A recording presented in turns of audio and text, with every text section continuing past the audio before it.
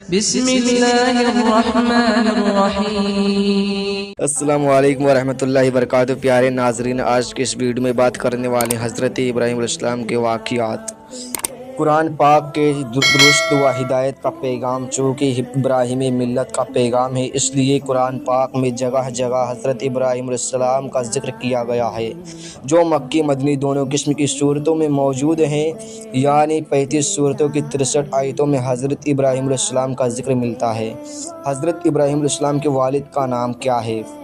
تاریخ اور توریت دونوں حضرت ابراہیم علیہ السلام کے والد کا نام تاریخ بتاتی ہے، اور قرآن پاک کے اعتبار سے حضرت ابراہیم علیہ السلام کے والد کا نام آزر ہے۔ اس سلسلے میں ولیمہ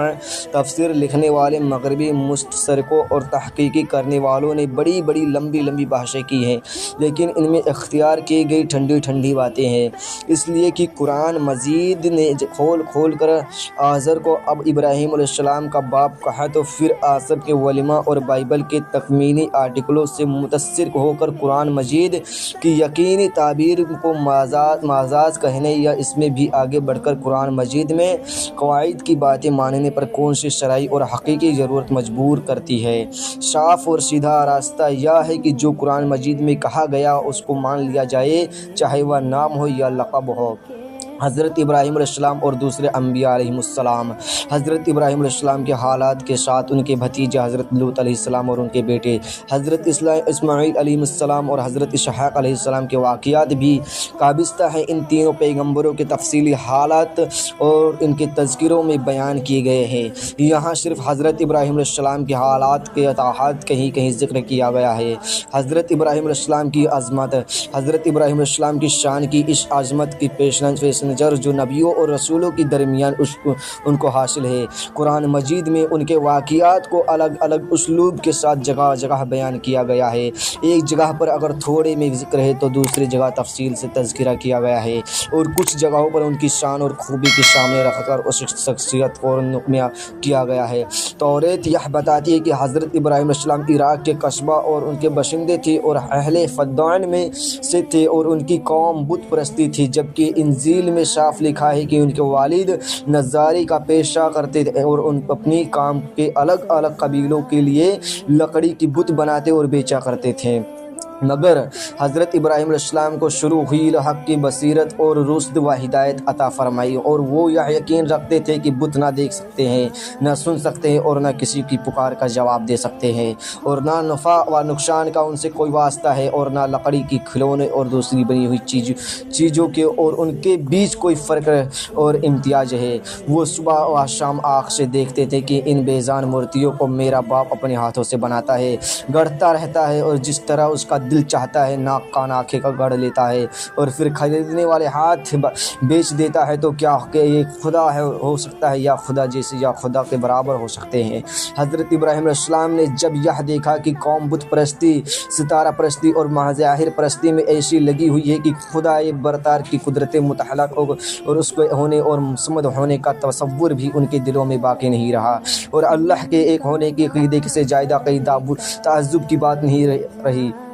تب اس نے اپنی ہمت چست کی ہوئی اور ذات واحد کے بھروسے پر ان کے سامنے دین حق کا پیغام رکھا اور اعلان کیا، اے قوم، یہ کیا ہے جو میں دیکھ رہا ہوں کہ تم اپنے ہاتھ سے بنائے ہوئے بتوں کی پرستی میں لگے ہوئے ہو؟ کیا تم اس قدر غفلت کے خواب میں ہو کہ جس بے جان لکڑی کو اپنے ہتھیاروں سے گڑھ کر مورتیوں تیار کرتے ہو، اگر وہ مرضی کے مطابق نہ بنے تو ان کو توڑ کر دوسرا بنا لیتے ہیں، بنا لینے کے بعد پھر ان کی پوجنے اور نفع نقصان کا مالک سمجھنے لگتے ہیں؟ تو اس خرافات سے باز جاؤ، اللہ کی توحید کی نظم گاؤ، اور اس کا حقیقی مالک کے سامنے ساری نیاز جھکاؤ، جو میرا، تمہارا اور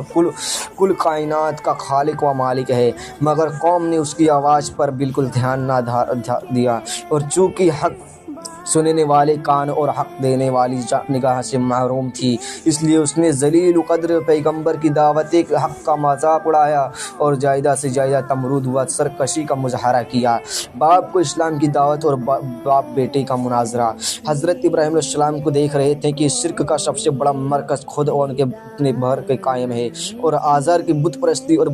بت پرست سجی پوری قوم کے لیے ایک دھوری بنی ہوئی ہے۔ اس لیے فطرت کا تقاضا ہے کہ حق کی دعوت اور سچائی کا پیغام کے فرض کی ادائیگی کی شروعات گھر سے ہی ہونی چاہیے۔ اس لیے حضرت ابراہیم علیہ السلام نے سب سے پہلے اپنے والد آزر ہی کو مخاطب کیا اور فرمایا، اے باپ، خدا پرستی اور معرفت الہی کے لیے جو راستہ تو نے اپنایا ہے اور جسے آپ باپ دادا کا پرانا راستہ بتاتے ہیں، یا گمراہی اور بدل پرستی کا راستہ ہے، اور سیدھا راستہ راہ حق صرف وہی ہے جس کی میں دعوت دے رہا ہوں۔ یہ باپ توحید کی نازات کا سر چشمہ ہے، نہ کہ تیرے ہاتھ کے بنائے گئے بتوں کی پوجا اور عبادت۔ اس راہ کو چھوڑ کر حق اور توحید کے راستے کو مضبوطی کے ساتھ اختیار کر تاکہ تجھ کو اللہ کی رضا اور دنیا میں اور آخرت کی شہادت حاصل ہو۔ مگر افسوس کی آزار پر حضرت ابراہیم علیہ السلام کی نصیحتوں کا بالکل کوئی اثر نہیں ہوا، بلکہ حق قبول کرنے کے بجائے آزار نے اپنے بیٹوں کو دھمکانا شروع کیا۔ کہنے لگا کہ ابراہیم، اگر تو بتوں کی برائی سے باز نہ آئے گا تو میں تجھ کو پتھر مار مار کر ہلاک کر دوں گا۔ حضرت ابراہیم علیہ السلام نے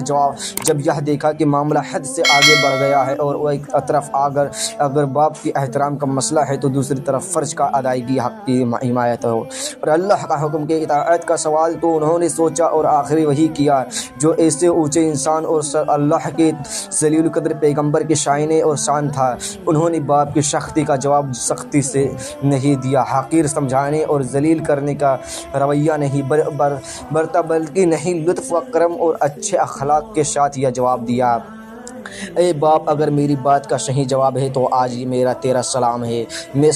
اللہ کے سچے دین اور اس کے پیغام کا حق کے نہیں چھوڑ سکتا اور کسی حال میں بتوں کی پرستش نہیں کر سکتا۔ میں آج تجھ کو جدا ہوتا ہوں، مگر غائبانہ بارگاہ الہی میں بخشش طلب کرتا رہوں گا تاکہ تجھ کو ہدایت نصیب ہو اور تو اللہ کے عذاب سے نجات پا جائے۔ قوم کا اسلام کی دعوت اور اس میں مناظرہ۔ باپ اور بیٹے کے درمیان جب میل کی کوئی شکل نہ بنی اور آزار نے کسی طرف ابراہیم کی رشد و ہدایت کو قبول نہ کیا تو حضرت ابراہیم علیہ السلام نے آزر کو سے جدائی اختیار کر لی اور اپنی حق کی دعوت اور رسالت کے پیغام کو پھیلا دیا، اور اب صرف آزر ہی مخاطب نہ رہا بلکہ پوری قوم کو مخاطب بنا لیا۔ مگر قوم اپنے باپ دادا کے دین کا کب چھوڑنے والی تھی؟ اس نے ابراہیم کی ایک نہ سنی اور حق کی دعوت کے سامنے اپنی باطل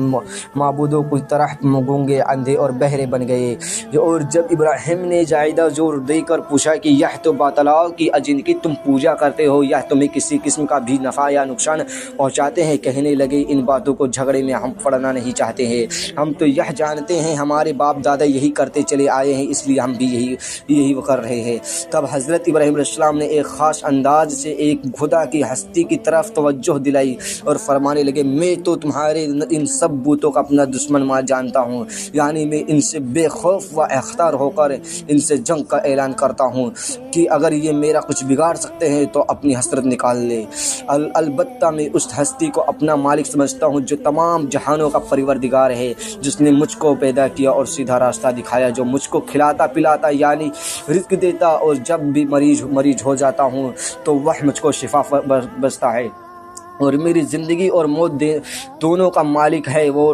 یعنی خطا کاری کی وقت جس سے یہ لالچ کرتا ہوں کہ وہ قیامت کے دن مجھ کو بخش دے، اور میں اس کے حضور میں یہ دعا کرتا رہوں کہ پروردگار تو مجھ کو صحیح فیصلے کی طاقت عطا فرمائے اور مجھ کو نیکوں کی سوچی میں داخل کر، اور مجھ کو زبان کی سچائی عطا کر اور جنت نعیم کی ورثوں میں شامل کر۔ مگر آزار اور آزار کی قوم کی دل کسی طرح حق قبول کرنے کے لیے نرم نہ ہوئی اور ان کا انکار سے گزرتا ہی رہا۔ انشاءاللہ اگلی ویڈیو میں ہم قوم ستارہ پرستی اور قوم کی نصیحت کے لیے ابراہیم علیہ السلام کی بتوں اور بغاوت کی تفصیل میں دیکھیں گے۔